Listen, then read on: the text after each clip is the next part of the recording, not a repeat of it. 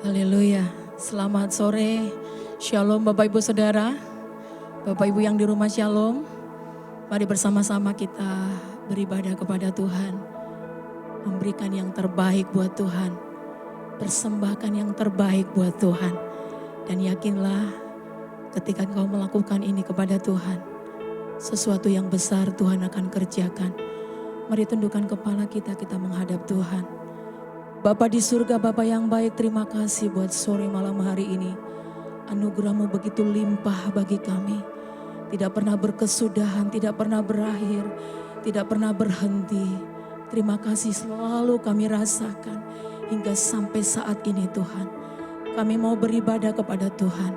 Kami mau mempersembahkan yang terbaik buat Tuhan. Inilah hidup kami, inilah hati kami. Inilah seluruh apa yang ada pada kami. Kami mau persembahkan buat Tuhan. Yang terbaik buat Tuhan. Dan itu boleh menyenangkan hatimu. Dan sore malam hari ini kami akan bersuka di dalam Tuhan. Karena kami tahu sukacita Tuhan adalah kekuatan buat kami. Kekuatan bagi yang lemah. Kekuatan bagi yang sakit. Dan saat ini terjadi mujizat. Di saat kami memuji menyembah Engkau. Terima kasih Tuhan. Inilah pujian kami. Dan kami siap lebih lagi buat Tuhan. Di dalam nama Yesus Kristus kami mulai ibadah kami. Mari yang percaya katakan bersama. Amin. Berikan kemuliaan yang terbaik buat Yesus Kristus Tuhan. Saya percaya saat ini kita bersuka. Karena kita punya Tuhan yang perkasa. Dan memberikan kemenangan bagi kita.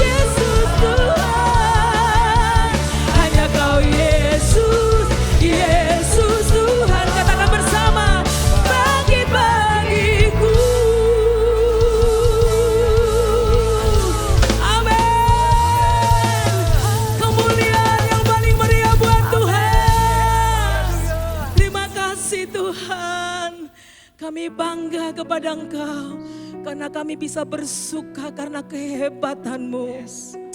Terima kasih Tuhan. Terima kasih Tuhan. Terima kasih Tuhan. Sebab Engkau Tuhan yang layak disembah, layak dimuliakan.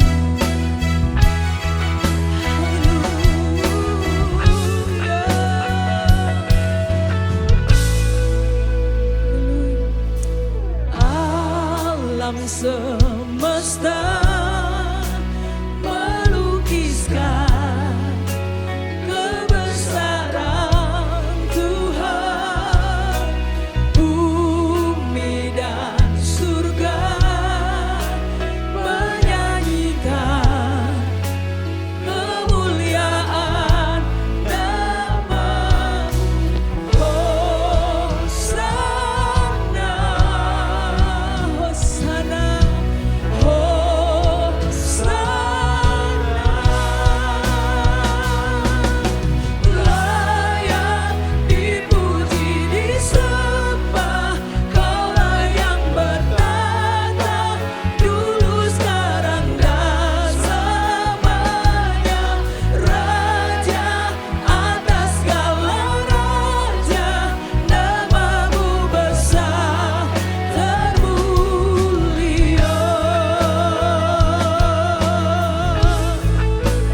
Segenap kami tunduk untuk menyembah Engkau Tuhan. Haleluya. Alam semesta melukiskan kebesaran Tuhan, bumi dan surga menyanyikan kemuliaan. Hosana, Hosana. Come on, sing. Hosana. Dia yang layak, layak. Boleh angkat tanganmu tinggi-tinggi kepada Tuhan, sebab Dia yang layak. Dulu, sekarang, dan selamanya, Raja atas segala raja, nama-Mu besar, layak dipuji.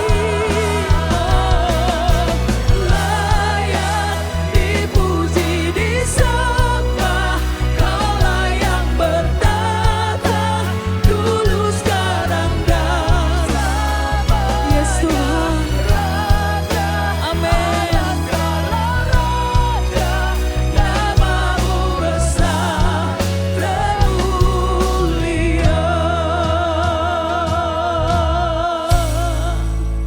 Segenap bumi meninggikan nama-Mu, segenap umat-Mu memasyurkan kebesaran-Mu Tuhan. Sebab sungguh nama-Mu luhur, tinggi, agung, mulia. Engkau terus dibesarkan Tuhan. Haleluya. Haleluya. Mari angkat tanganmu bersama-sama.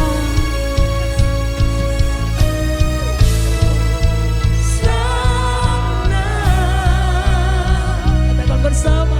Hosana, Hosana.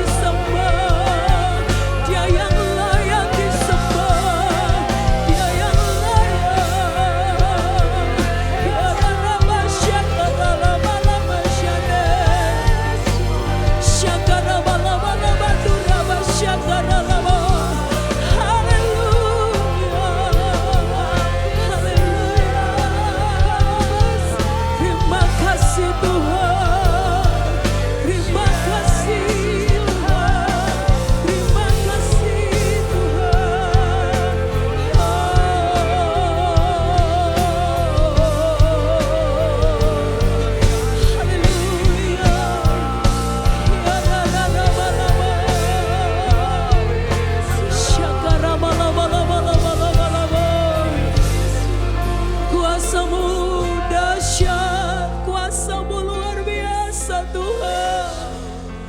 Kuasa-Mu mengalir, mengalir, mengalir, mengalir. Mengalir di rumah anak-anak-Mu saat ini Tuhan.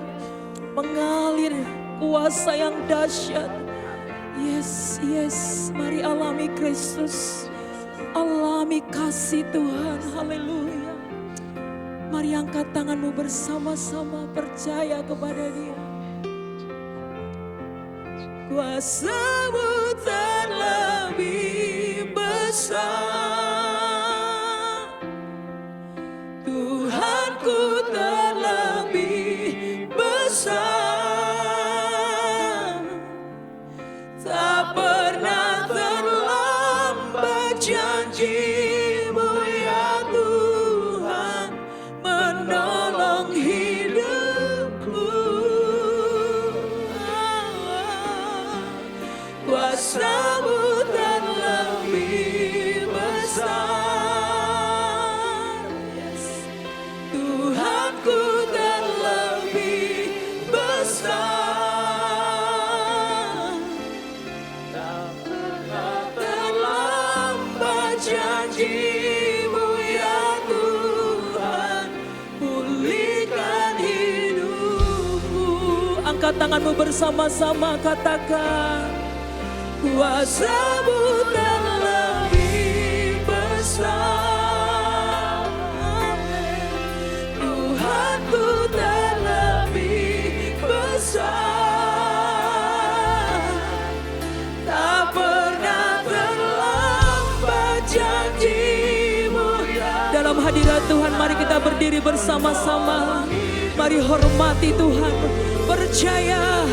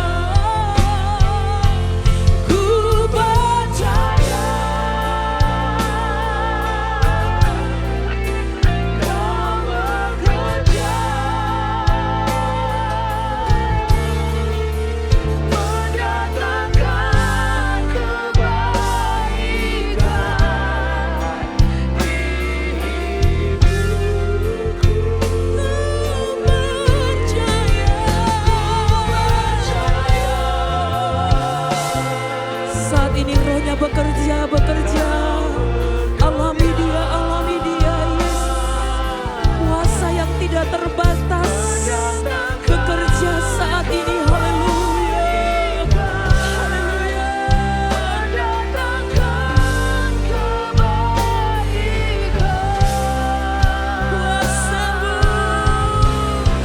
Kuasa-Mu terlebih besar,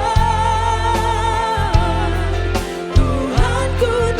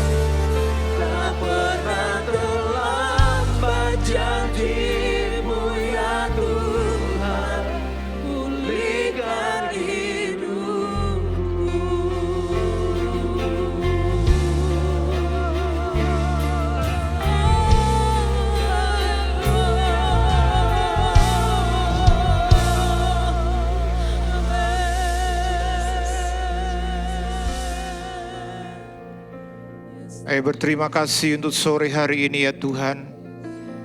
Kami boleh kembali ada di dalam ibadah untuk memuji dan memuliakan Engkau. Biar ini selalu menjadi cara hidup kami dimanapun kami berada. Kami belajar untuk memuliakan Tuhan. Karena Engkau adalah Tuhan Allah yang maha besar. Dan sekarang kami akan belajar kembali kebenaran firman-Mu. Roh Kudus, sore ini biar kami diajar oleh Engkau, baik kami yang di gereja maupun kami yang di rumah atau dimanapun kami berada Tuhan. Terima kasih Bapa, terima kasih. Kuasai hamba-Mu juga Tuhan dengan urapan Roh Kudus-Mu. Di dalam nama Tuhan Yesus kami berdoa. Amin. Shalom.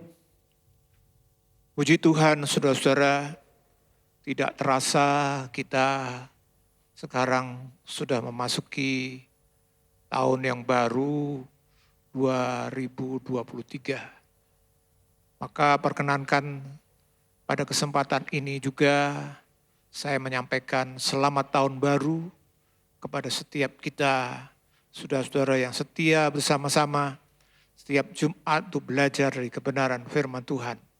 Puji Tuhan, saudara-saudara.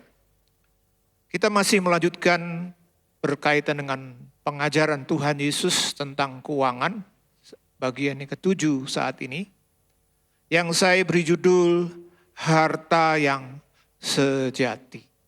Harta yang sejati. Kalau kita baca dalam Lukas 16 ayat 11, dalam terjemahan firman Allah yang hidup dikatakan demikian.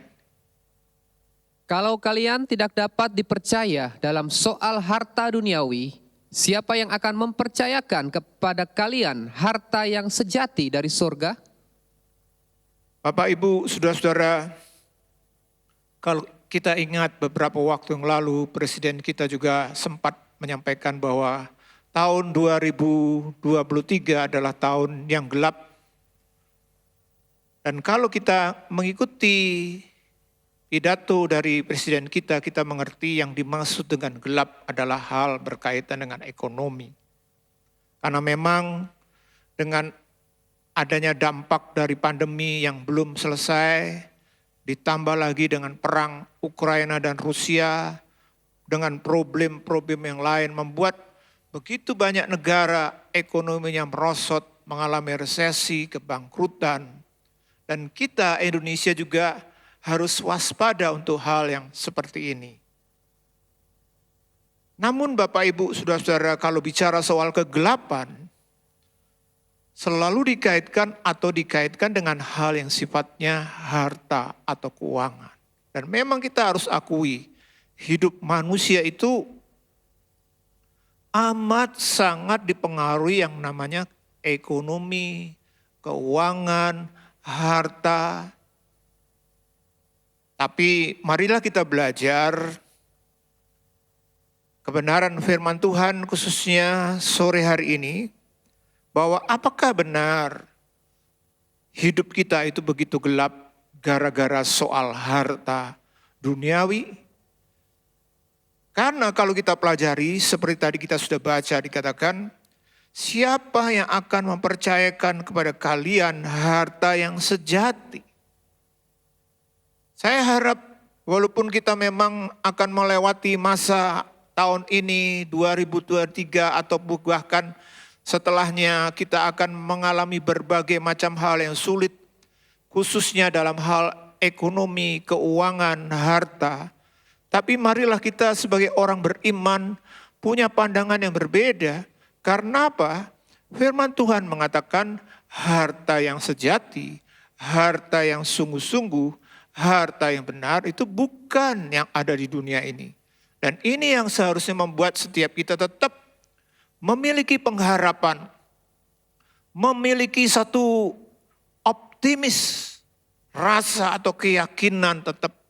Karena bagi kita, harta kita yang sesungguhnya itu bukan yang namanya uang dan semacamnya, walaupun kita perlu pada waktu kita di dunia ini. Bapak, Ibu, saudara-saudara, kalau kita ikuti 2 minggu yang lalu, kita sudah belajar, saya sedikit mereview supaya kita bisa mengikuti sambungannya. Kita belajar tentang perumpamaan bendahara yang tidak jujur dari Lukas pasal 16. Dan kalau kita pelajari bagian perikop ini, kita menemukan sebuah kebenaran bahwa Tuhan ingin mengajarkan kepada kita bahwa bendahara yang tidak jujur itu adalah perwakilan dari orang-orang yang tidak setia dalam mengurus hartanya orang lain. Dan kalau kita adalah hartanya Tuhan.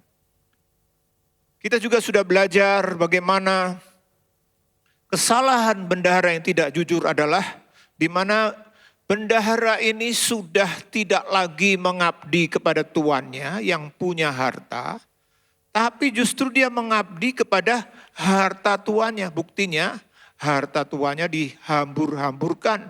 Kalau kita baca dalam Lukas 16 ayat 1 dikatakan, Dan Yesus berkata kepada murid-muridnya, ada seorang kaya yang mempunyai seorang bendahara.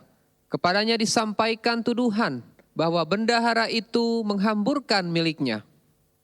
bendahara harusnya setia kepada tuannya, bertanggung jawab kepada tuannya. Tapi ternyata justru bendahara ini bergeser kesetiaannya. Bukan kepada tuannya, tapi kepada hartanya. Bukankah ini juga yang seringkali terjadi dalam kehidupan sehari-hari? Ada begitu banyak orang yang mulai yang namanya mengabdi kepada mamon.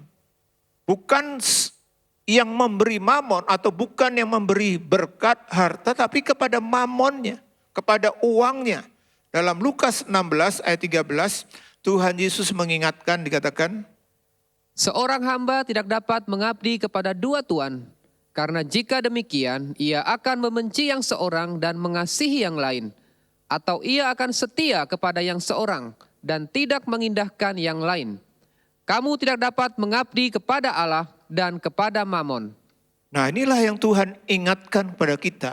Jangan sampai kita menjadi seperti bendahara yang tidak jujur tadi. Di mana dia harusnya mengabdi kepada tuannya, tapi berubah mengabdi kepada hartanya. Kita juga banyak menemukan hari-hari ini hal seperti itu.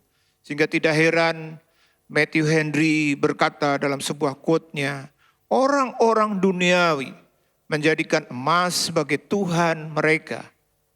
Orang-orang kudus menjadikan Tuhan sebagai emas mereka. Orang-orang yang mulai bergeser menjadikan emas justru Tuhan mereka. Tapi kita harus tetap menjaga supaya Tuhan itulah yang paling istimewa dalam hidup kita. Kita juga sudah belajar yang lalu bahwa mamon itu adalah sebuah kata dari bahasa Aram yang disebut mamona, yang diterjemahkan mamonas dalam bahasa Yunani, lalu juga dalam bahasa Latin disebut mamona. Arti mamon sebenarnya adalah mempercayakan. Namun bergeser seiring dengan waktu dari yang namanya mulai yang dipercayakan menjadi apa yang dipercayai. Sehingga tidak heran kata M yang seharusnya kecil karena ini alat sebenarnya. Seperti halnya dengan uang. Uang itu alat, tidak mungkin dikasih huruf besar di depannya. Tapi sekarang begitu banyak orang membuat uang, U-nya itu besar, menjadi pribadi yang disembah, yang diabdikan dirinya. Tadi sudah saya sampaikan bahwa judul khotbah kita itu adalah harta yang sejati. Kenapa saya katakan demikian? Karena uang dan semacamnya itu adalah seperti fata morgana. Kekayaan duniawi itu seperti fata morgana. Sudah tahu fata morgana itu adalah sebuah fenomena bayangan udara. Di mana ilusi optik yang biasanya terjadi di tanah lapang yang luas seperti padang pasir atau padang es. Pada waktu orang berjalan di padang gurun, airnya habis, di sana tidak atau sulit sekali mendapatkan air, tiba-tiba dia lihat, waduh, ada kolam air yang begitu luar biasa. ada semangat, wah ini yang saya cari. Tapi ternyata setelah sampai di tempatnya, gak ada apa-apa. Fata morgana. Demikian halnya dengan harta duniawi ini. Makanya dalam Lukas 16 ayat 11 dikatakan, Jadi, jikalau kamu tidak setia dalam hal mamon yang tidak jujur, siapakah yang akan mempercayakan kepadamu harta yang sesungguhnya? ya, harta yang sesungguhnya. Mamon yang tidak jujur dikontraskan dengan harta yang sesungguhnya. Harta yang sejati. Artinya mamon, uang dan semacamnya itu bukan. Makanya tidak heran disebut mamon yang tidak jujur, karena mamon ini banyak orang menganggap sebagai harta yang sesungguhnya, tapi sebenarnya tidak. Seperti Fata Morgana tadi. Wah, kalau saya punya uang banyak, enak ya, mesti bahagia, bisa semuanya. Tapi ternyata setelah mendapatkannya semuanya kosong. Ada begitu banyak orang mengalami kekecewaan pada waktu hartanya sudah berlimpah. Itu dibuktikan dengan orang-orang yang sangat populer, mereka kurang apa. Kadang-kadang kita menemukan mereka mati bunuh diri misalnya, ada rasa kesepian. Kita perlu hati-hati. Jangan sampai kita terikat dengan yang namanya uang. Nah, kita lihat yang lalu juga saya sudah sampaikan 3 hal ini. Apakah tandanya kalau kita itu sudah terikat atau belum dengan uang? Itu kita bisa cek dengan kalimat-kalimat ini, kita jawab ya atau tidak. Yang pertama, ketika Anda tidak bisa membayangkan hidup tanpanya.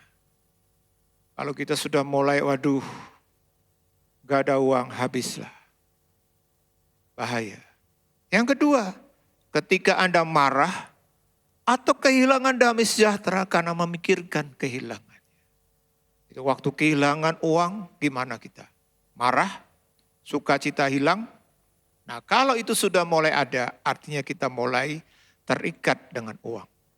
Kemudian juga kita perlu tanyakan hal ini. Ketika pemilikan itu adalah hal yang pertama Anda pikirkan di pagi hari, dan hal yang terakhir Anda pikirkan di malam hari.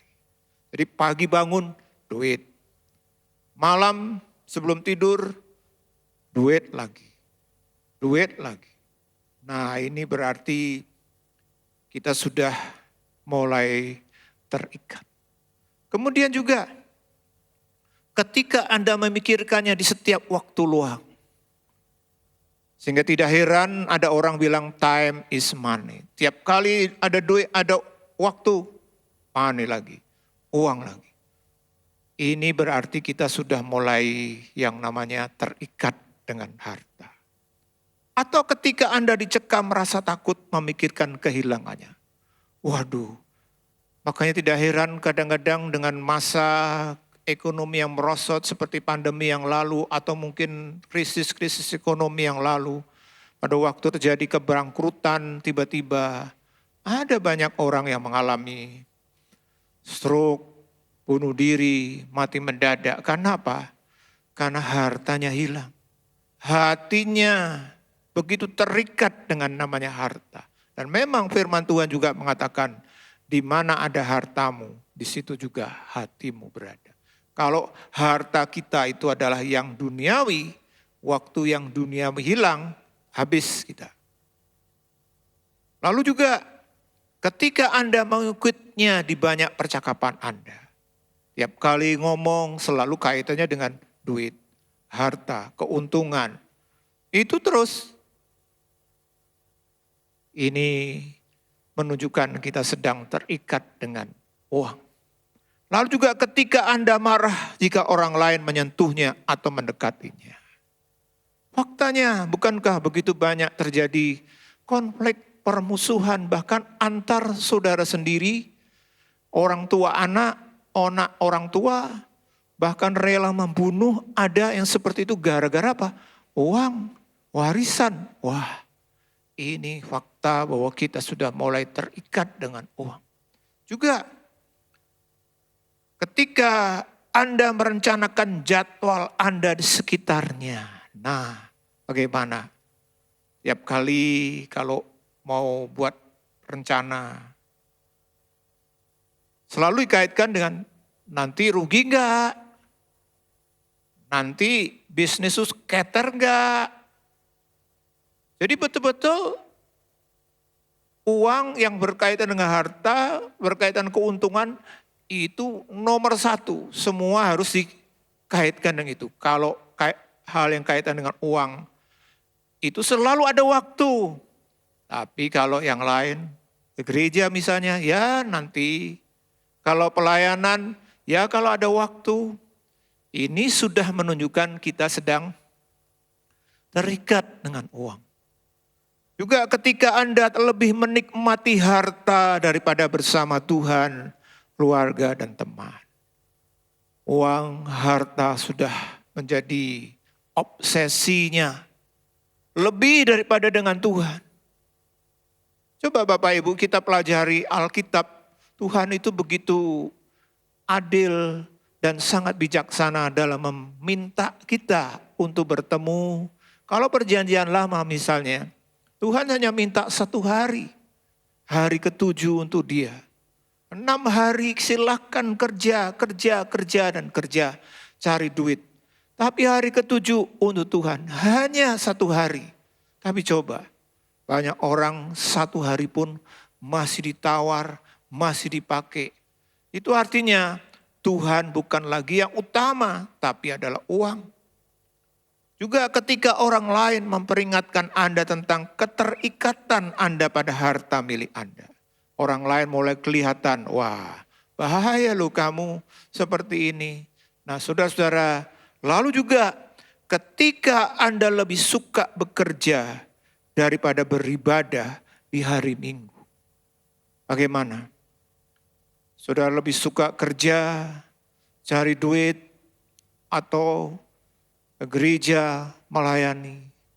Kita belajar dari jemaat Laodikia. Tidak secara kebetulan jemaat Laodikia itu ditaruh di jemaat yang ke-7. Karena 7 jemaat ini secara relevan atau secara prinsip kebenarannya selalu relevan dalam kaitannya dengan gereja-gereja di akhir zaman. Ada gereja yang seperti Efesus, ada gereja yang seperti Smyrna, tapi banyak juga gereja yang seperti Laodikia. Kalau kita pelajari dalam Wahyu 3 ayat 14-22, nanti sudah baca setelah PA atau di rumah atau dimanapun. Kita menemukan jemaat Laodikia ini punya ciri-ciri yang sebenarnya seperti banyak gereja di akhir zaman. Yaitu apa? Kaya duniawi. Dalam Wahyu 3 ayat 17a dikatakan, Karena engkau berkata, aku kaya dan aku telah memperkayakan diriku dan aku tidak kekurangan apa-apa. wah, karena engkau berkata, Tuhan bilang, aku kaya. Aku telah memperkaya diriku, aku tidak kekurangan apa-apa.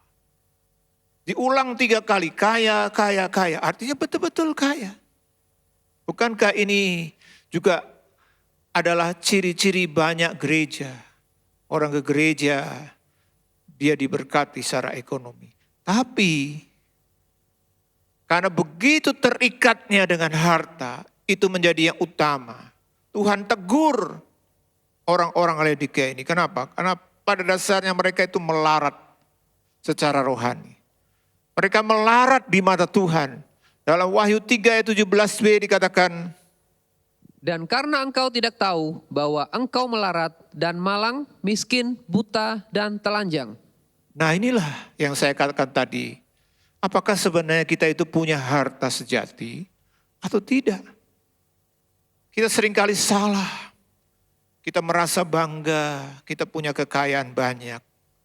Tapi di mata Tuhan, kita itu dianggap melarat, dikatakan. Malang, miskin, buta, telanjang.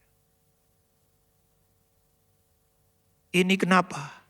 Karena jemaat Laodikia mulai bergeser dari Tuhan kepada kekayaan. Sehingga kalau kita baca dalam Wahyu 3 ayat 15 sampai 16 dikatakan, Aku tahu segala pekerjaanmu. Engkau tidak dingin dan tidak panas. Alangkah baiknya jika engkau dingin atau panas. Jadi karena engkau suam-suam kuku dan tidak dingin atau panas, aku akan memuntahkan engkau dari mulutku. ya, jemaat Laodikia kaya secara ekonomi, tapi secara rohani mereka melarat. Itu dibuktikan dengan apa? Mereka sudah mengikut Tuhan masih menjadi anggota gereja, tapi suam-suam kuku. Tidak dingin, tidak panas.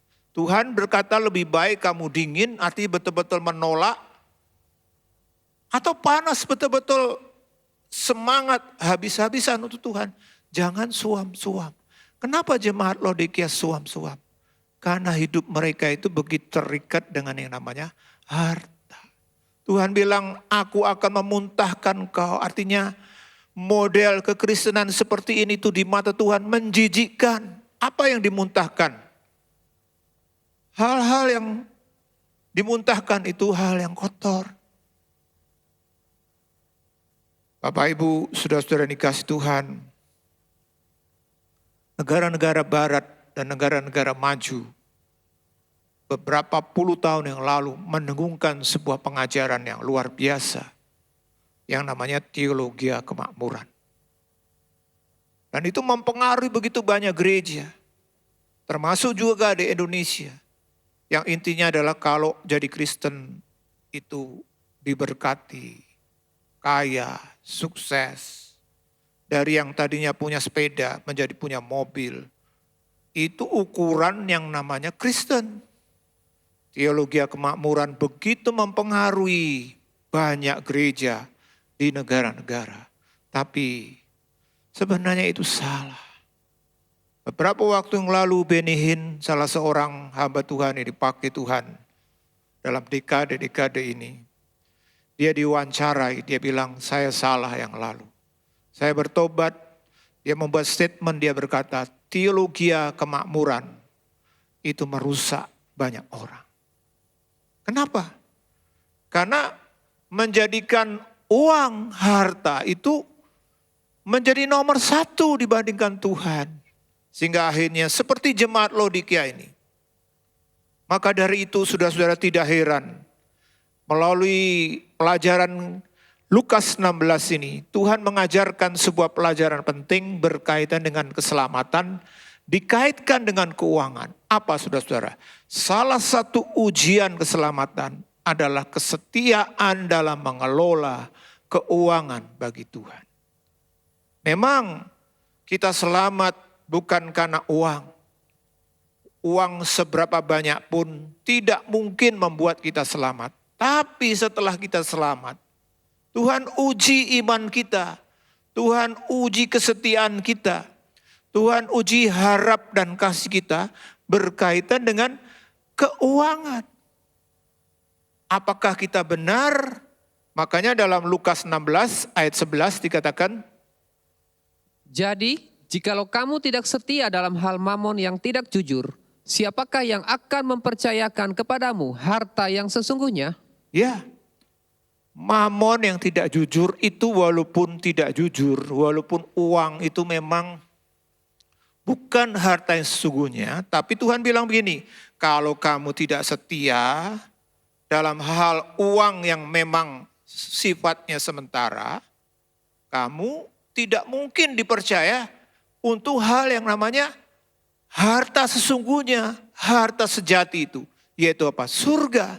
Makanya dalam terjemahan firman Allah yang hidup dikatakan, Kalau kalian tidak dapat dipercaya dalam soal harta duniawi, siapa yang akan mempercayakan kepada kalian harta yang sejati dari surga? ya. Jadi uang itu penting. Ujian utama dalam hidup kita beriman dan memperkenalkan hati Tuhan. Bahkan kita lulus nantinya sampai ke surga. Tuhan bilang kalau kalian tidak dapat dipercaya soal harta duniawi, kalian juga tidak akan bisa dipercaya untuk harta surgawi, harta sejati di surga. Artinya apa? Artinya keselamatan itu sangat dipengaruhi oleh bagaimana kita setia bertanggung jawab dalam hal uang. Dan memang ini sebuah hal yang menurut saya sangat masuk akal. Kenapa? Karena kita manusia itu tidak bisa lepas dari yang namanya uang. Semua hal boleh dikatakan harus dilakukan, diadakan kalau ada uang.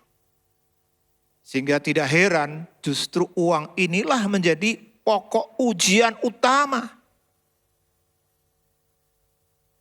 Kalau kita melihat, memperhatikan, karena sekarang dengan era yang begitu terbuka, semua orang bisa tahu melalui berita baik di YouTube maupun medsos yang lain. Sudah bukan menjadi sebuah rahasia lagi. Gereja juga, bahkan juga ada hamba-hamba Tuhan yang tadinya sangat dihormati, segani, jatuh, gagal. Karena apa? Karena uang. Karena harta. Ini sebabnya tidak berkelebihan kalau Tuhan bilang, kalau kamu tidak bisa dipercaya untuk hal yang namanya harta duniawi, kamu juga nggak bisa dipercaya untuk mengelola harta surgawi, yaitu surga di sana. Maka kita perlu melakukan hal yang penting. Bagaimana caranya? Supaya setiap kita bisa setia bertanggung jawab dalam hal mengelola keuangan. Supaya kita bisa dapat harta sejati kita. Kuncinya ini, Bapak Ibu, kita harus terus-menerus mengabdi kepada Allah. Mengabdi kepada Allah. Dalam Matius 6 ayat 24 dikatakan, Tak seorang pun dapat mengabdi kepada dua tuan, karena jika demikian, ia akan membenci yang seorang dan mengasihi yang lain, atau ia akan setia kepada yang seorang dan tidak mengindahkan yang lain. Kamu tidak dapat mengabdi kepada Allah dan kepada Mamon. Saudara, perjanjian baru memang tidak banyak berhala-berhala yang bersifat patung dan visual. Tapi ada satu berhala modern yang begitu sangat mempengaruhi manusia, yaitu apa? Mamon. Makanya Tuhan bilang, kamu gak bisa mengabdi kepada Mamon dan kepada Tuhan. Gak bisa. Maka yang perlu kita jaga, termasuk kita yang Tuhan percayakan dengan begitu banyak harta, keuangan, baik secara pribadi maupun secara korporat sebagai gereja yang dipercaya.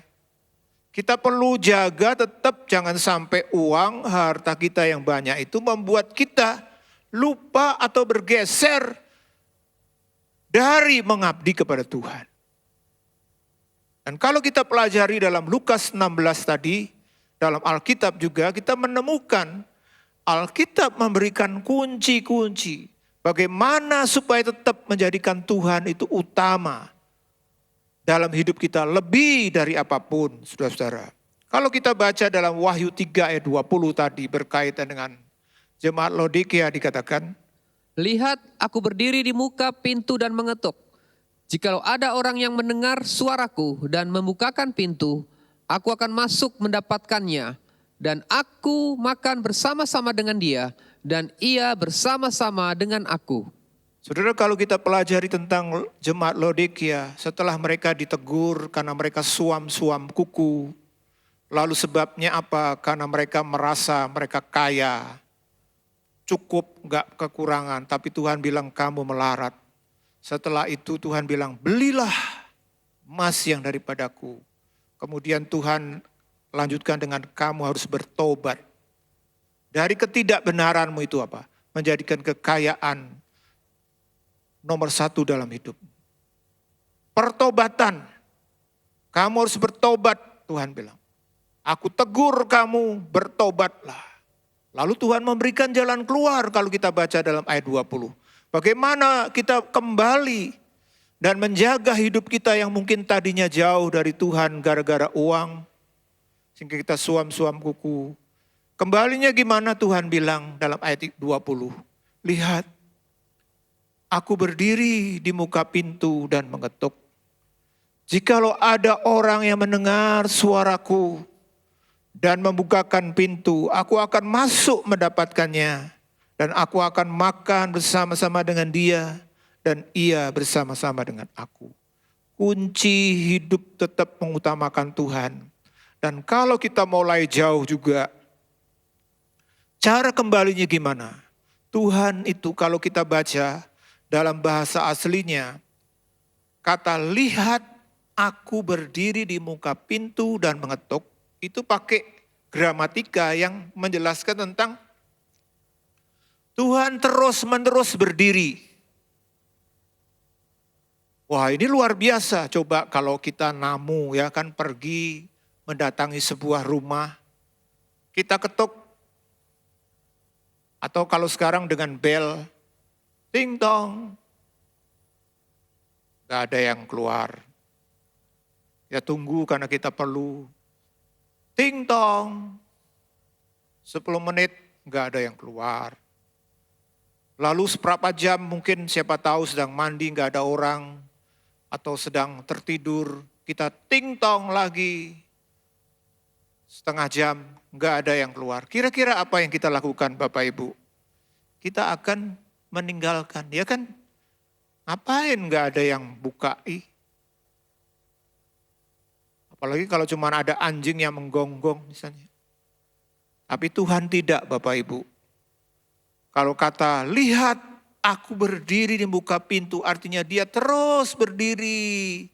Dia terus mengetuk sampai ada yang membukakan. Artinya dari sudut atau dari pihak Tuhan, Tuhan begitu rindu seperti hanya dengan anak yang terhilang. Pada waktu anak ini terhilang, bapaknya tiap hari kerjanya hanya nunggu kapan anakku kembali, kapan anakku kembali. Dia tiap kali berdiri hanya menunggu anaknya kembali. Tuhan Yesus juga waktu berdiri di muka pintu dia mengetuk. 24 jam dia ketuk, besok diketuk lagi, minggu depan diketuk lagi karena Tuhan mengerti bahwa dia butuh, kita juga butuh yang namanya persekutuan dengan Tuhan. Persekutuan yang intim dengan Tuhan adalah dasar yang benar untuk hidup mengabdi kepada Allah. Waktu persekutuanmu dengan Tuhan itu baik, kita pasti akan menjaga. Walaupun Tuhan berkati, karena tidak sedikit juga orang-orang salehnya Tuhan diberkati dengan harta yang begitu berlimpah-limpah. Tapi mereka tetap menjaga uang bukan segala-galanya. Kenapa? Karena persekutuan dengan Tuhan itu dijaga. Dan Tuhan sangat rindu. Mari Bapak Ibu kita bangun. Di tahun 2023 ini kalau di tahun yang lalu kita mulai jauh dari Tuhan. Salah satunya karena berkaitan harta, bertobat. Ayo kita bertobat, kita kembali. Bangun persekutuan yang intim dengan Tuhan. Ini segala-galanya. Ini segala-galanya. Maka kalau kita baca dalam Wahyu 3 ayat 18 setelah itu dikatakan, maka aku menasihatkan engkau supaya engkau membeli daripadaku emas yang telah dimurnikan dalam api, agar engkau menjadi kaya dan juga pakaian putih, supaya engkau memakainya, agar jangan kelihatan ketelanjanganmu yang memalukan, dan lagi minyak untuk melumas matamu, supaya engkau dapat melihat. ya jemaat Laodikia ditegur. Mereka kaya tapi mereka melarat. Nah sekarang Tuhan bilang, kamu ini sebenarnya di mataku enggak punya apa-apa. Telanjang, buta, enggak punya apa-apa. Makanya sekarang kamu tahu, Tuhan selalu bilang, apa yang utama sebenarnya, yaitu hal-hal yang rohani, itu kekayaan yang sebenarnya. Makanya Tuhan bilang, maka aku menasihatkan engkau supaya engkau membeli daripadaku emas yang telah dimurnikan. Ini gambaran tentang kekayaan rohani. Agar engkau menjadi kaya pakaian putih. Supaya kamu betul-betul bisa benar hidupmu. Kemudian ketelanjanganmu dengan minyak juga. Hal yang perlu kita lakukan supaya kita tetap menjadikan Tuhan nomor satu dalam hidup kita. Yang pertama adalah kita harus bangun persekutuan dengan Tuhan. Yang kedua, kita harus geser pandangan kita. Kalau ini salah, yaitu apa? Sekarang yang utama itu bukan hal yang sifatnya duniawi. Uang bukan yang utama, itu bukan harta yang sungguhnya, itu hanya kita pakai untuk kita hidup di dunia ini saja, titik. Mana ada Bapak Ibu Saudara mati, semua itu bisa dibawa. Walaupun orang-orang melakukan masukkan harta di peti dan macam-macam, tapi itu tetap ditinggal. Harta yang sungguhnya adalah hal-hal yang dari Tuhan dan hal rohani. Maka keyakinan yang benar bahwa kekayaan surgawi adalah hal utama yang harus diusahakan untuk mendapatkannya. Engkau membeli, artinya kita usahakan untuk apa? Hal-hal surgawi. Ini yang harus kita usahakan. Nah, kalau ini kita lakukan, maka kita akan terus bisa mengabdi kepada Tuhan. Dan ini bukan sesuatu yang tanpa alasan bahwa harta surgawi itu lebih daripada harta duniawi. Makanya Tuhan Yesus dalam surat Yakobus melalui Rasul Yakobus menjelaskan tentang bagaimana keadaan seseorang besar dan kecil itu ditentukan oleh apa? Kelompok kecil di mata Tuhan ini dalam Yakobus 1 ayat 11 dan 12. Orang kaya karena kedudukannya yang rendah, sebab ia akan lenyap seperti bunga rumput. Karena matahari terbit dengan panasnya yang terik dan melayukan rumput itu, sehingga gugurlah bunganya dan hilanglah semaraknya. Demikian jugalah halnya dengan orang kaya, di tengah-tengah segala usahanya ia akan lenyap. Bapak Ibu, Tuhan mengingatkan kita kalau kita merasa kaya itu membuat kita berharga di mata Tuhan. Itu salah besar. Tuhan bilang orang kaya karena kedudukannya yang rendah. Justru orang kaya atau kekayaan kalau itu dijadikan sandaran, Tuhan bilang itu enggak ada artinya di mataku. Karena apa? Karena akan lenyap, dikatakan seperti bunga rumput. Matahari terbit, panas terik, layu rumput. Itu juga orang kaya di tengah-tengah segala usahanya akan lenyap. Tidak ada yang bisa diharapkan. Justru Tuhan bilang orang-orang yang miskin meskipun secara harta. Tapi kalau imannya benar, Tuhan bilang kedudukannya tinggi. Yakobus 1 ayat 10 dikatakan. Baiklah saudara yang berada di dalam keadaan yang rendah, bermegah karena kedudukannya yang tinggi. Ya, jadi kedudukan yang tinggi di mata Tuhan itu bukan ditentukan oleh berapa banyak duit kita, tidak Bapak Ibu. Berapa banyak kekayaan kita, memang orang dunia atau dunia mengukur derajat seseorang itu berdasarkan salah satunya duitnya berapa. Makanya kadang-kadang kan majalah-majalah tertentu membuat semacam rilis orang terkaya di dunia. Kekayaan sekian triliun rupiah, ratusan mungkin dibuat makan 1000 turunan gak habis-habis. Wah, hebat. Tapi di mata Tuhan enggak. Kenapa? Tuhan itu punya kekayaan yang jauh lebih. Bahkan kekayaan itu seperti bunga rumput. Makanya kita harus jaga ini. Kenapa ini penting Bapak Ibu? Karena kalau bagi kita, harta nomor satu, yang lain tidak. Kita mudah bergeser tadi. Tapi sekarang marilah kita punya keyakinan bahwa yang namanya kedudukan tinggi itu bukan karena kita duitnya banyak. Tapi iman kita benar, kita menjalankan hidup berharap, kasih yang benar. Itu yang membuat kita punya kedudukan yang tinggi. Ini yang perlu kita jaga. Ini yang perlu kita jaga. Coba kita lihat sebuah ilustrasi berkaitan dengan rumus matematika. Saya katakan hal yang tak terhingga tidak dapat dibandingkan dengan berapapun. Ini simbol dari tak terhingga. Gambarnya seperti ini, kacamata seperti kacamata. Lalu dibagi X. Hasilnya tetap tak terhingga. Bapak Ibu bisa isi X dengan bilangan berapa? Terserah. 10.000 tetap tak terhingga. 1 miliar X-nya tetap tak terhingga. 1 triliun X-nya tetap tak terhingga.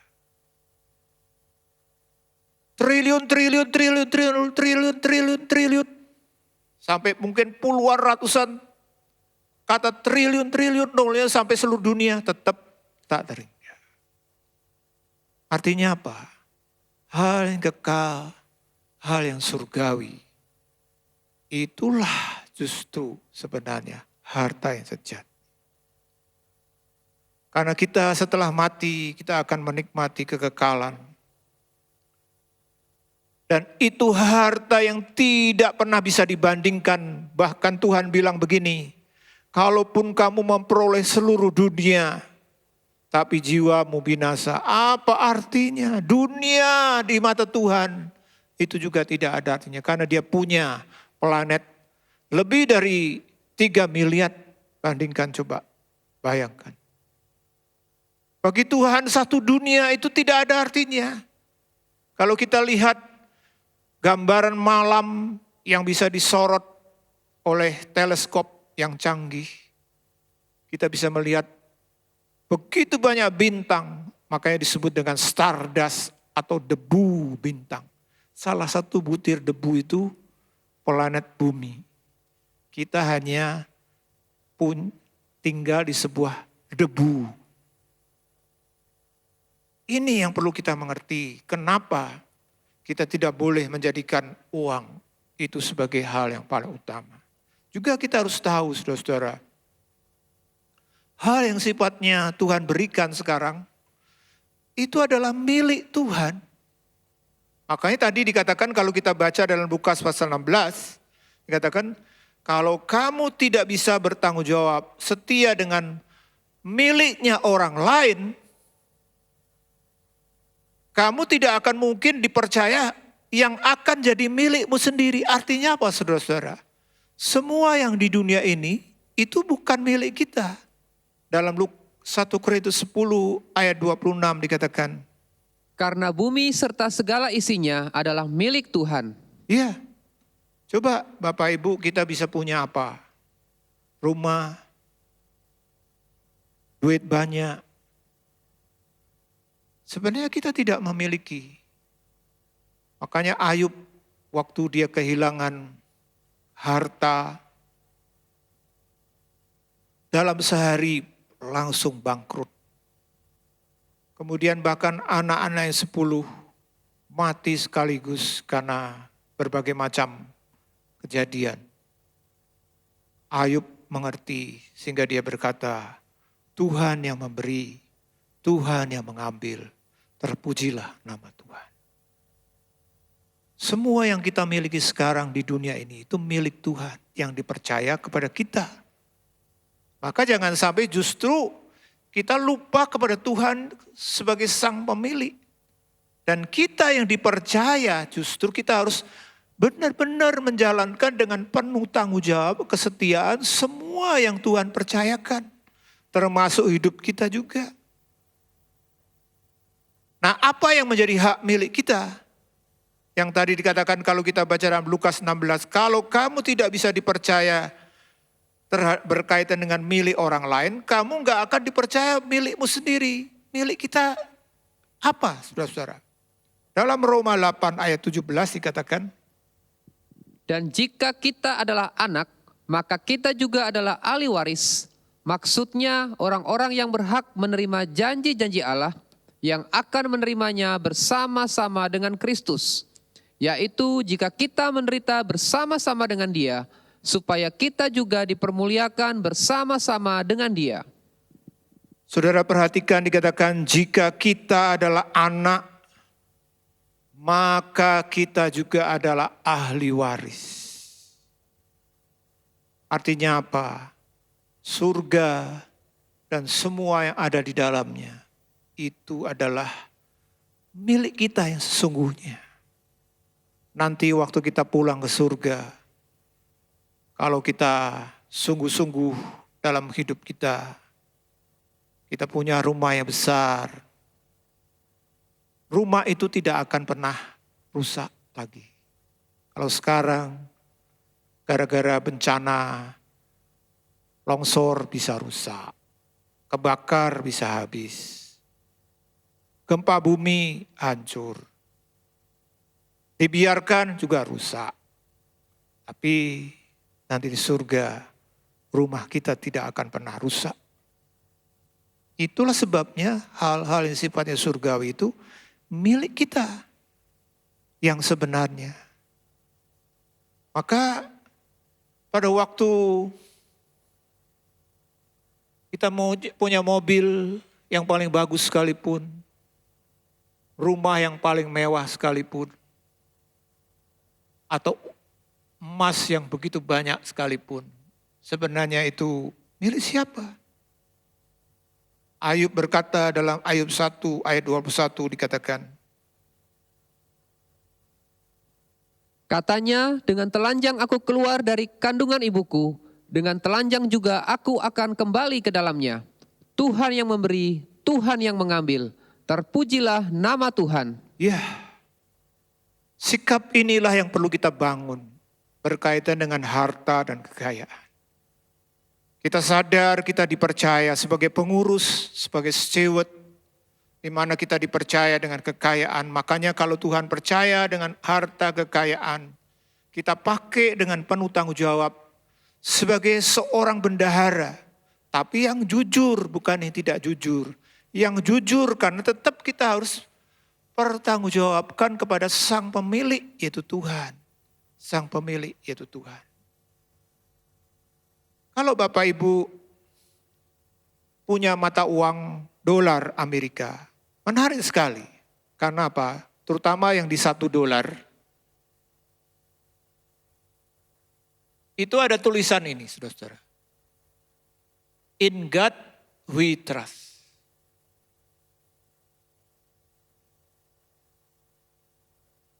Ini sebuah keputusan yang ditunjukkan dengan bentuk mata uang. Itu cerminan bagaimana bapak-bapak bangsa Amerika begitu luar biasa dan mengerti apa artinya uang.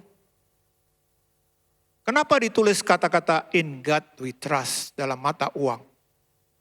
Karena mereka tetap ingin mengingatkan setiap warga negara yang punya duit, jangan lupa. Meskipun duitmu banyak, tetap yang harus kamu percaya adalah Tuhan. Bukan uang, bukan dolar. Tapi sekarang ada begitu banyak orang melupakan Tuhan demi dolar, demi uang. Kita harus kembali kepada hal yang sifatnya Alkitabiah tadi. Bahwa kepada Tuhan tetap kami percaya.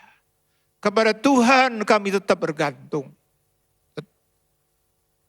Saudara-saudara dikasih Tuhan, dan kalau kita mempelajari dalam kisah bendahara yang tidak jujur tadi, kalau kita baca dalam ayat 1 sampai yang ke-9, kita menemukan di sini waktu bendahara ini ketahuan ngambur-hamburkan uang, tuannya bilang kamu akan aku pecat. Nah, waktu dia menghadapi seperti itu, dia bersikap cerdik, ini yang dipuji Tuhannya. Kenapa? Waktu dia menghadapi ancaman pemecatan, dia putar otak. Dia pikir gimana ya caranya. Kalau aku dipecat, aku gak punya duit, habislah. Lalu dia pikir gimana ya caranya supaya setelah aku dipecat, aku tetap bisa hidup. Lalu dia lakukan ini saudara-saudara. Dengan cerdik bendahara itu mengambil hati orang-orang yang berhutang kepada majikannya. Karena zaman itu bendahara itu punya otoritas. Karena betul-betul namanya bendahara itu uangnya tuannya itu betul-betul dikelola oleh bendahara itu. Makanya keputusan bendahara sama dengan keputusan tuannya. Dan waktu misalnya ada orang punya hutang, itu dia bisa diskon. Dengan catatan biasanya dikurangi dari komisinya dia, dari keuntungan dia, atau dari hasilnya dia. Dan itu tidak salah. Sehingga itulah yang dia lakukan. Karena dia tahu dia bisa ngurangi, tujuannya apa? Nanti aku bisa dapat kebaikan dari orang-orang yang aku tolong. Bendahara itu melakukan dengan mengurangi tujuannya. Baik, tidak apa-apa sekarang komisiku tidak diambil. Tapi tujuannya supaya nanti aku bisa mendapatkan keuntungan dengan cara aku ditolong. Bendahara yang tidak jujur ini telah belajar di kegagalannya. Karena gara-gara dia menghamburkan uang, dia dipecat. Tapi sekarang dia pikir, aduh gimana ya supaya aku tidak miskin, tidak nanti keleleran. Akhirnya dia rela mengorbankan miliknya yang harusnya dia dapat dari komisi itu. Tujuannya apa? Supaya bisa dapat keuntungan dari orang yang nanti bisa menolong. Karena kalau ditolong banyak kan, waduh. Cerdik bukan? Nah itulah yang dipuji Yesus dari bendahara ini. Kalau dibandingkan dengan anak terang seringkali kurang cerdik. Meskipun demikian, anak-anak dunia walaupun mereka memang salah, yang diwakili oleh bendahara yang tidak jujur. Tapi mereka tetap memikirkan gimana ya, saya bisa dapat keuntungan dari uang, dari apa yang kita punya. Maka dari itu saudara-saudara, Tuhan berkata kepada murid-murid dalam Lukas 16 ayat 9 dikatakan. Dan aku berkata kepadamu, ikatlah persahabatan dengan mempergunakan mamon yang tidak jujur, supaya jika mamon itu tidak dapat menolong lagi, kamu diterima di dalam kemah abadi. Ya, kata kuncinya adalah ikatlah. Artinya apa? Uang itu tidak kita jadikan nomor satu, kita jadikan gantungan, tapi justru kita kelola untuk hal yang berhubungan dengan keselamatan. Makanya dikatakan ikatlah persahabatan dengan mempergunakan mamon yang tidak jujur. Supaya jika mamon itu tidak mendapat menolong lagi, kamu diterima di dalam kemah abadi. Nah disinilah kualitas iman kita waktu kita diuji. Apakah uang kita itu membuat kita jauh dari Tuhan? Atau justru uang yang kalau kita dipercaya makin banyak, membuat kita makin berperan dalam kaitan dengan keselamatan. Ini yang Tuhan inginkan bagi kita. Maka kita diharapkan bijak dalam menggunakan harta yang dipercayakan pada kita. Kita harus menggunakan untuk menolong orang lain, khususnya berkaitan keselamatan. Karena apa? Karena memiliki harta itu berarti juga menyandang tugas penata layanan. Sehingga kita harus memikirkan bagaimana menggunakan harta dalam pelayanan untuk memuliakan Allah. Ini yang Tuhan kehendaki bagi kita. Maka dari itu, kunci sebagai pengurus yang baik yang Tuhan kehendaki untuk kita orang-orang yang diselamatkan adalah kita harus masuk di mana uang kita harus kita kaitkan dengan visi dan misi yang Tuhan kehendaki. Gereja kita punya visi kerajaan Tuhan Yesus. Setiap kita jemaat, pelayan-pelayan Tuhan, Kita diminta untuk terlibat bagaimana berkaitan kerajaan Tuhan itu dikembangkan, diperluas. Caranya gimana? Kita bisa dukung dengan doa-doa kita, dengan tenaga kita, tapi juga dengan harta kita. Makanya gereja kita membangun pelayanan-pelayanan yang bertujuan salah satunya untuk keselamatan dan pembinaan. Seperti misalnya sekolah, kita punya Daniel Creative School. Melalui sekolah ini, walaupun ditanam investasi yang begitu besar, kenapa kita lakukan? Supaya bisa dimuridkan anak-anak dari kecil. Sehingga mereka bukan hanya mengenal Tuhan, tapi menjadi murid Tuhan yang benar. Dari mana dananya? Dari Bapak Ibu sekalian. Kita juga buka sekolah di Kalimantan Barat, sekolah TK, SD, dan juga SMP. Juga di Nias kita buka sekolah juga di sana. Kenapa kita buka seperti itu? Supaya kerajaan Tuhan itu nyata di tempat-tempat tersebut.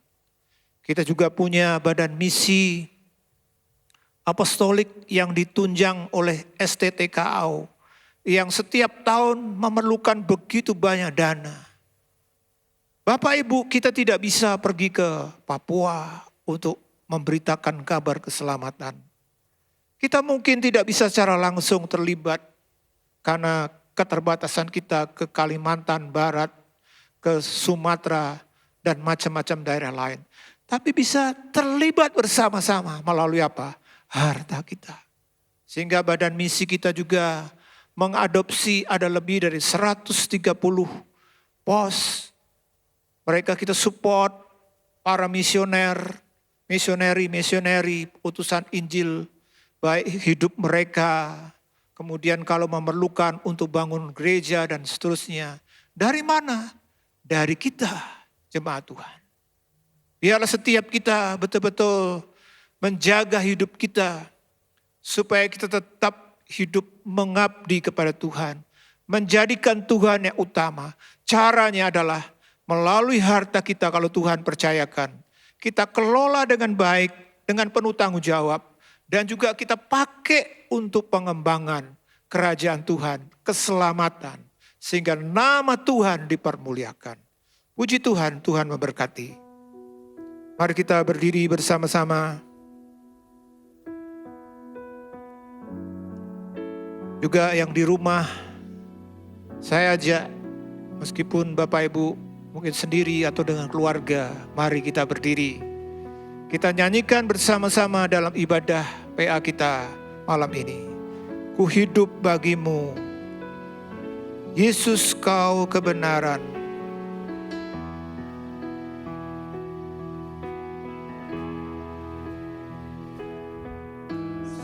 Kau kebenaran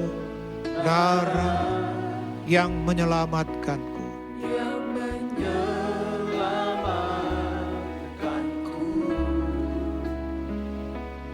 Kau memberikanku hidup dan pengharapan. Ku ikut kehendak-Mu. Amin Tuhan. Ku perlu anugerah-Mu.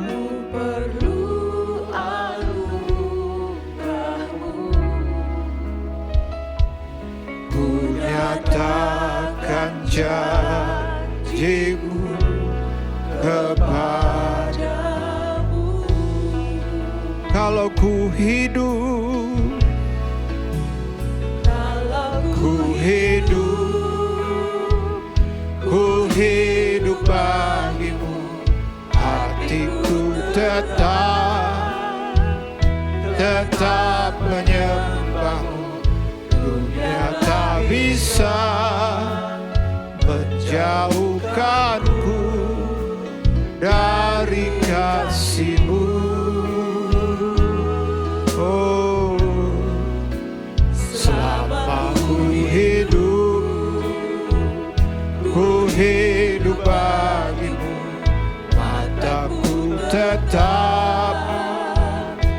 tetap memandangmu. Dunia tak bisa menjauhkanku dari kasih-Mu. Kalau ku hidup ya Tuhan, ku hidup bagimu. Amin Tuhan. Kita tetap menyembah Dia. Biar semua yang lain tidak bisa melepaskan kita dari Dia. Oh haleluya. Selama ku hidup bagimu. Mataku tetap memandangmu. Dunia tak bisa menjauhkanku dari kasih-Mu. Bapak Ibu, saudara-saudara dikasih oleh Tuhan, kita masuki tahun 2023 ini. Mungkin benar apa yang diprediksikan oleh orang-orang, tokoh-tokoh, pemimpin-pemimpin, bahwa dunia akan gelap secara ekonomi. Kalau andai kata ini terjadi memang, dan memang andai kata Tuhan juga mengizinkan, bagaimana sikap kita? Karena uang, sikap terhadap uang, sikap terhadap harta adalah mata ujian yang penting berkaitan dengan keselamatan kita. Atau sebaliknya mungkin saat-saat ini, bahkan tahun yang akan datang ini, kita makin diberkati Tuhan. Bagaimana? Apakah kita menjadikan uang akhirnya menjadi mamon yang kita sembah, yang kita utamakan lebih dari Tuhan?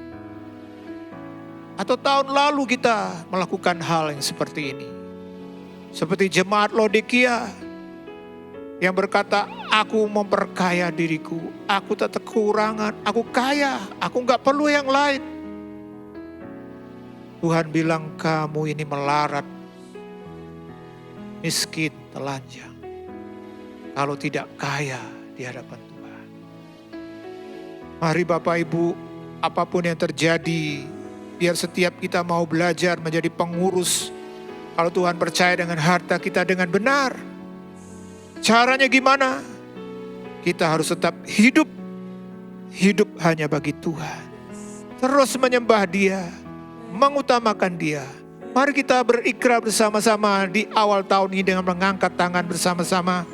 Dimanapun Anda berada, di rumah, dimanapun, kita katakan, kalau ku hidup bagimu. Mari. Ku hidup bagimu. Hatiku tetap menyembahmu. Dunia tak bisa menjauhkanku dari kasih-Mu. Selama ku hidup, kami berikrar Tuhan, kami jemaat-Mu berkomitmen, kami tetap, ya Tuhan, berkati kami, menjauhkanku dari kasih-Mu. Kalau ku hidup,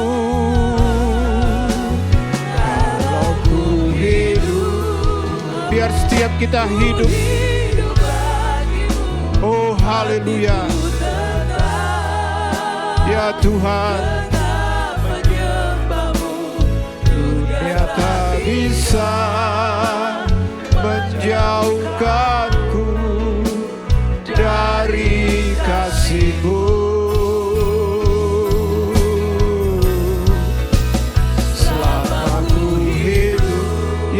Tuhan. Kami mau hidup bagimu. Mataku tetap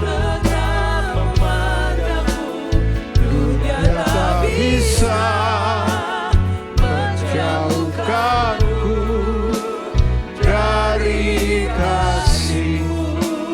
Dunia tak bisa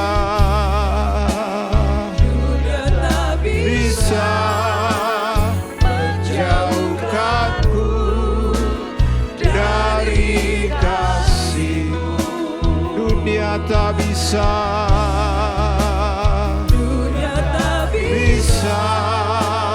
menjauhkanku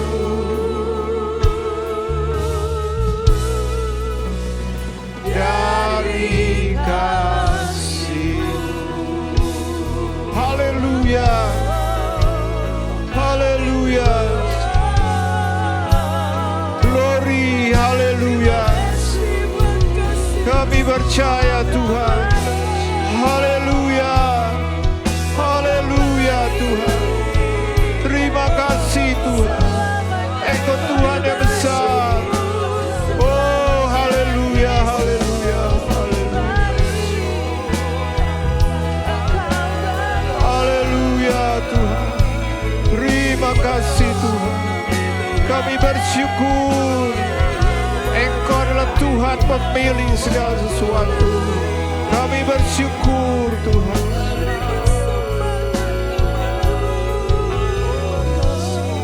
Terima kasih Tuhan. Tuhan, kami percaya di tahun 2023 ini kami tidak tahu apapun yang terjadi. Mungkin kegelapan memang akan kami hadapi, tapi kami percaya Engkau Tuhan Allah yang Maha Besar. Kami berjanji kami akan tetap mengikut Engkau, tetap untuk mengutamakan Engkau. Dan Engkau ajar kami Tuhan. Kami percaya berkat-Mu selalu ada bagi umat. Kau berkati kami lebih di tahun 2023 ini Tuhan. Dan biarlah melalui berkat yang Tuhan percayakan, kami lebih berdaya guna, kami lebih terlibat dalam pekerjaan Tuhan, lebih terlibat dalam pengembangan kerajaan Tuhan. Sehingga pada waktunya kami dipanggil pulang oleh Tuhan, kami sudah didapati setia. Terima kasih Tuhan. Kau berkati kami semua yang sudah hadir malam hari ini ya Tuhan. Dan sekarang kita angkat tangan kita untuk menerima berkat-Nya. Saudara-saudaraku yang dikasihi oleh Tuhan, sekarang terimalah berkat di dalam kasih karunia Tuhan Yesus Kristus, kasih Allah Bapa, dan dengan persekutuan Roh Kudus, biarlah menyertai saudara semua mulai malam hari ini, bahkan sampai Maranatha, Tuhan Yesus datang kedua kali menyebut kita semua. Haleluya. Amin. Hai Inspiration People, jangan lupa untuk mengikuti iGen Online Service setiap Sabtu jam 5 sore di YouTube channel Generasi Inspirasi. God bless. Penyaluran kolekte maupun persembahan lainnya dapat dilakukan melalui transfer ke nomor rekening gereja dengan nomor 009 707 2071 atas nama Megawati dan Lee Irwande atau dengan scan QR Code berikut ini. Bagi jemaat Tuhan yang rindu mendapatkan informasi seputar kegiatan gereja, renungan harian, dan lain-lain melalui WhatsApp gereja, Anda dapat mendaftar dengan cara ketik BC spasi on dan mengirimkan ke WA gereja dengan nomor 0815 7802 2000.